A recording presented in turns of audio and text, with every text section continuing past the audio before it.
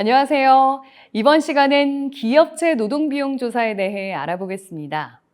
기업체 노동비용 조사란 상용 근로자가 10명 이상인 회사법인 기업체에서 상용 근로자를 고용함으로써 발생하는 재반 비용을 종합적으로 파악하는 국가 승인 통계 조사를 말합니다.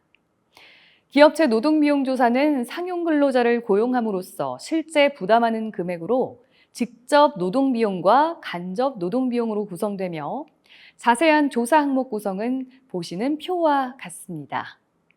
기업체 노동비용 조사를 통해 우리는 무엇을 알 수 있을까요? 첫 번째로 기업체에서 소요되는 노동비용이 얼마나 되는지 파악할 수 있습니다. 두 번째로 직접 및 간접 노동비용의 규모가 어떻게 되는지 알 수 있고요. 세 번째로 근로자들에게 지급되는 복지비용에 대해 알 수 있습니다. 네 번째로 근로자를 위한 교육 훈련 비용은 얼마나 되는지 알 수 있습니다. 이를 통해 전년과의 비교, 산업별, 기업체 규모별 비교 등이 가능합니다.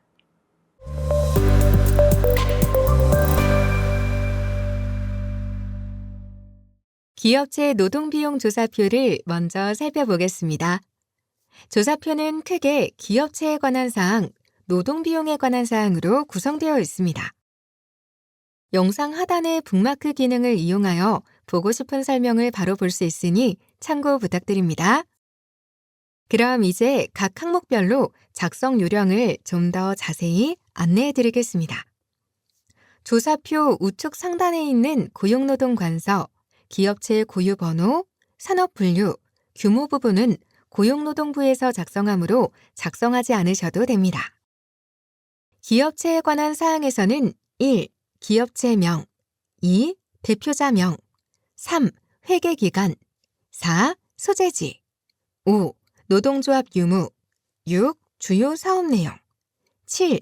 상용 근로자 수 등의 기업체의 정보를 빠짐없이 정확하게 작성해야 합니다. 회계기간 작성 시 조사 기준 회계 연도가 최소 6개월 이상 포함되어 있어야 합니다.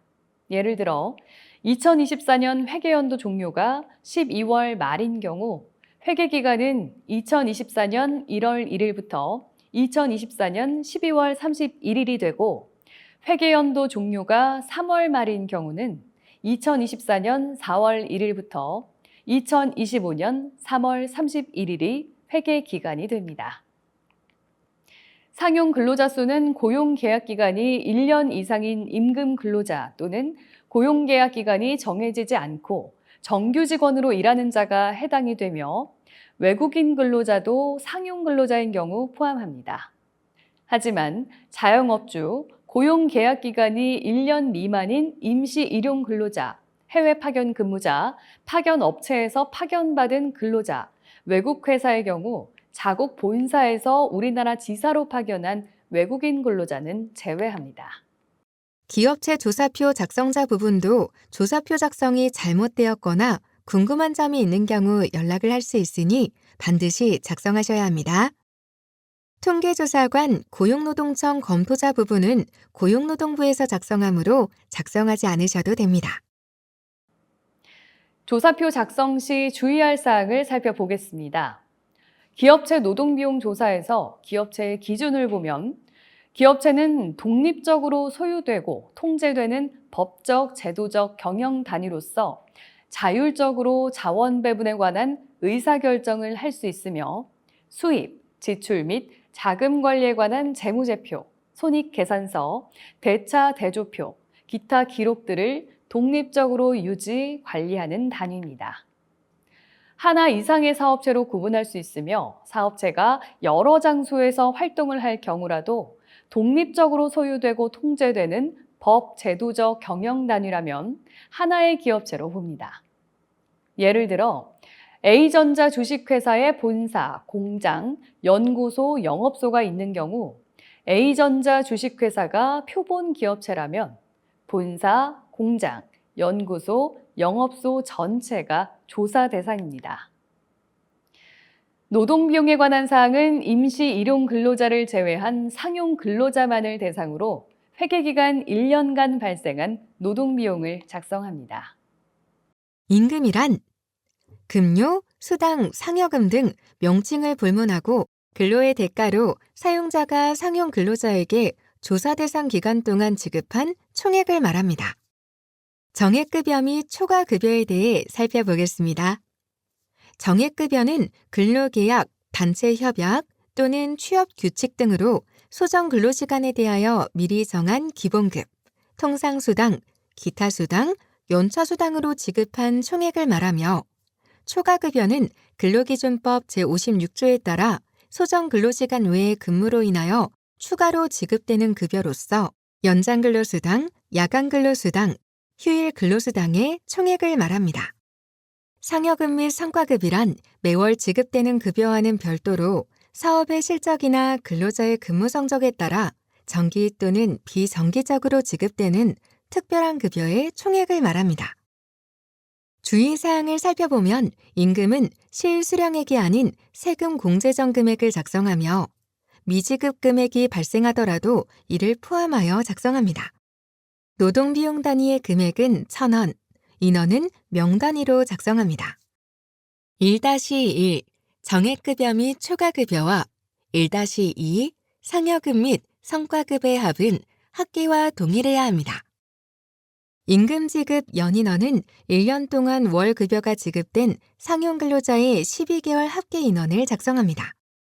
예를 들어 회계기간이 1월에서 12월인 경우 임금 지급 연인원은 1월 상용근로자 수 더하기 2월 상용근로자 수 더하기 계속해서 더하기 12월 상용근로자 수로 작성합니다. 주의사항은 12개월 평균값이나 12월 말 기준 상용근로자가 작성되지 않도록 합니다. 이번에는 퇴직급여 등의 비용에 대해 알아볼까요? 일시금 지급액은 기업이 퇴직 일시금으로 퇴직자에게 지급한 금액을 작성합니다. 중간정산 지급액은 근로자의 요청에 따라 지급한 퇴직급여 중간정산액을 작성합니다. 중간정산 지급액 작성 시 주의사항을 살펴보면 일시금 지급액이나 중간정산 지급액은 기업체에서 직접 지급한 금액만 포함하며 퇴직연금 연간 적립액에서 지급한 퇴직급여는 제외합니다. 퇴직연금 연간 적립액은 기업이 퇴직급여 재원을 퇴직연금 사업자에게 확정급여형, 확정기여형, 기업형 IRP로 적립한 퇴직연금액 및 30인 이하 기업의 사용자가 중소기업 퇴직연금 기금 제도로 적립한 퇴직급여액도 포함하여 작성합니다. 퇴직연금 연간 적립액 작성 시 주의사항은 누적 적립금액이 아닌 당해 회계연도 1년간 발생한 비용을 작성해야 합니다. 해고 예고수당은 근로기준법 제26조의 규정에 따라 근로자 해고 시 해고 예고 기간을 두지 않고 해고하여 지급한 수당을 작성합니다. 2-1 일시금 지급액 2-2 중산정산 지급액 2-3 퇴직연금 연간 적립액 2-4 해고 예고 수당의 합은 합계와 동일해야 합니다. 퇴직급여 지급 연인원은 회계기간 1년간 퇴직급여가 지급된 인원을 작성합니다. 회계기간 1년간 퇴직급여를 지급한 퇴직자와 중간 정산금을 지급한 재직자 수를 작성하며 이전에 중간 정산금을 지급받은 재직자가 퇴직하여 퇴직급여 잔여액을 지급한 경우는 일시금 지급액 항목에 기입하고 일시금 연인원에 포함합니다. 기타 퇴직금 준비액은 퇴직연금 연간 적립액 외에 기업이 퇴직금 지급에 대비하여 다른 자산의 1년간 적립한 금액을 작성합니다. 법정 노동비용은 근로자 부담분을 제외한 회사 부담분만 작성합니다. 국민연금, 건강보험은 근로자와 사업주가 반반 부담합니다. 고용보험은 실업급여, 고용안정사업, 직업능력개발사업으로 구분하고 실업급여는 근로자와 사업주가 반반 부담하며 고용안정사업, 직업능력개발사업은 사업주가 부담합니다. 건설업은 확정보험료로 작성하고 다른 산업은 월보험료 플러스 마이너스 정산보험료를 작성합니다.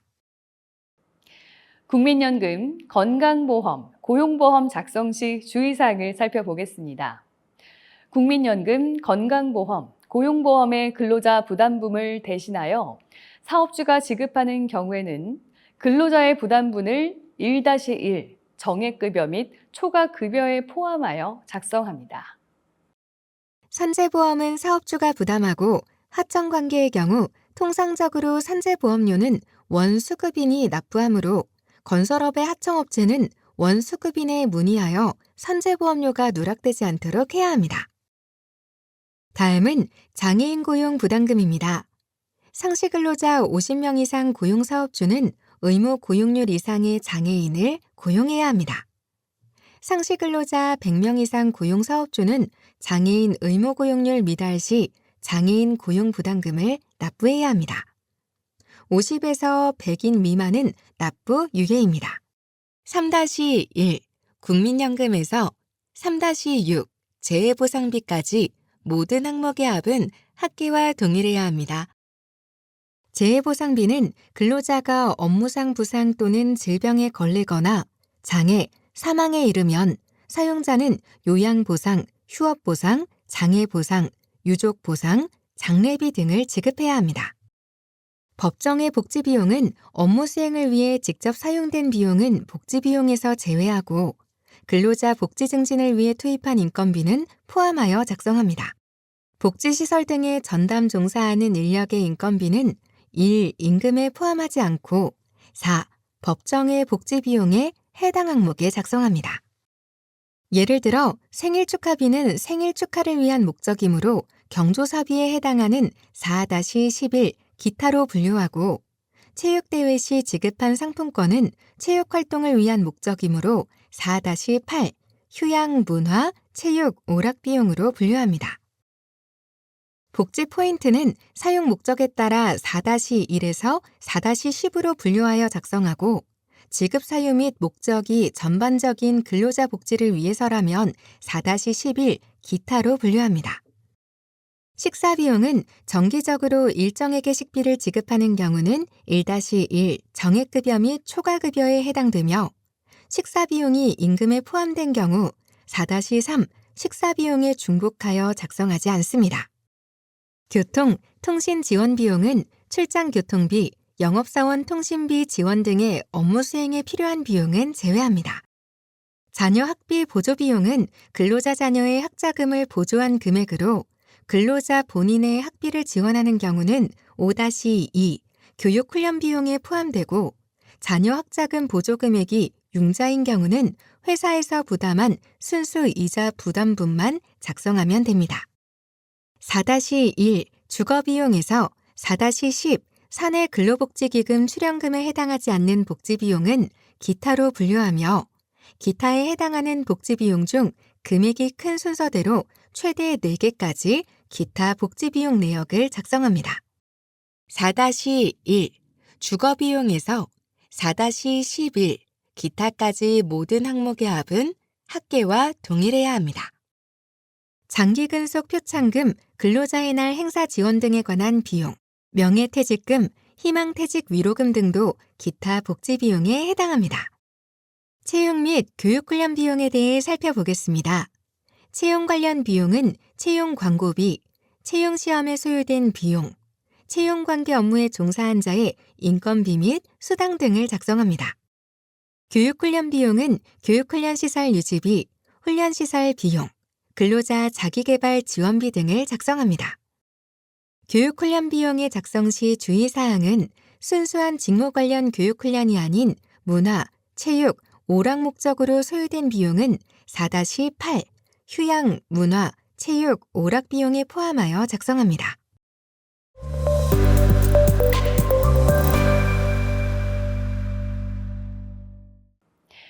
여러분께서 정성스럽게 응답해 주신 기업체 노동비용조사 자료는 결과 추정의 절차를 거쳐 9월 말일경에 공표되며 고용노동부 또는 고용노동통계 누리집에서 보도자료 등을 통해 그 결과를 확인할 수 있습니다.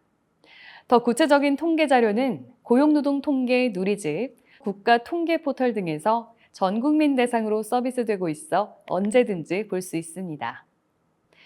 기업체 노동비용 조사는 어디에 활용되는지 알아볼까요?